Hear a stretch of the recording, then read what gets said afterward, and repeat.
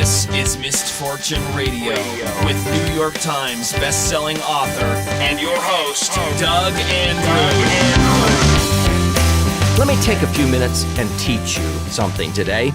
You know, I'm going to use the rule of 72, which is a rule, if you don't understand how it works, it will help you calculate or do simple math in your head. And I'm going to use 7.2% interest because the rule of 72 says that if you take whatever interest rate you earn and you divide that into 72, that will tell you how many years it will take to double your money. So if we were earning 7.2%, which I've done for years, tax-free, as I'll share with you here in just a few minutes, that means you would double your money every 10 years. And so let's say that you had $125,000 and you were earning 7.2% in a conservative investment. Now, you may say, where are you getting that today, Doug? Well, I'll share that with you here in just a moment. But that means your $125,000 would double to $250,000 in 10 years. In another 10 years, that would double to $500,000. And in another 10 years, in other words, at the end of 30 years, it would be worth $1 million.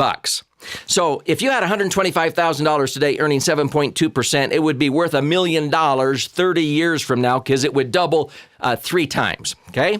So let's say that $1 million nest egg earning 7.2% interest, which is $72,000 a year. If that were in a traditional retirement account like an IRA or a 401k, and you were to withdraw that money, how much could you buy with that in today's dollars? With how many gallons of gas or loaves of bread could you buy? How many prescriptions could you purchase with that $72,000 a year? Now, $72,000 a year divided by 12 months is $6,000 a month. Well, we've been fortunate the last few years with inflation at 1% and 2%. Now, many people have been saying, Doug, I think we're headed for inflation around the corner. And I've been predicting that on Misfortune Radio now for the last year and a half. Let's say inflation went to 5%. Using the same rule of 72, 5% inflation, 5 into 72 means the cost of living will double about every 15 years.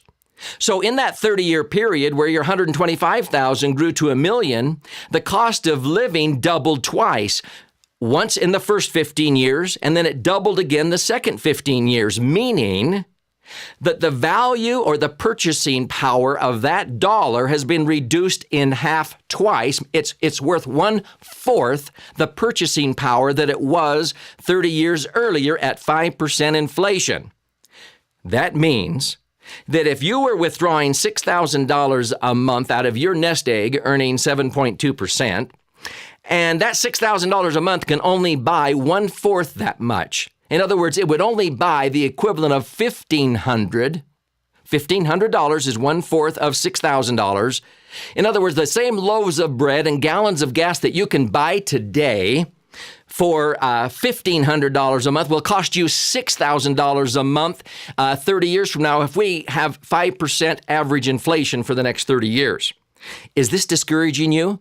Well, let me add something else on top of it. It's what I call the tax and inflation power curve.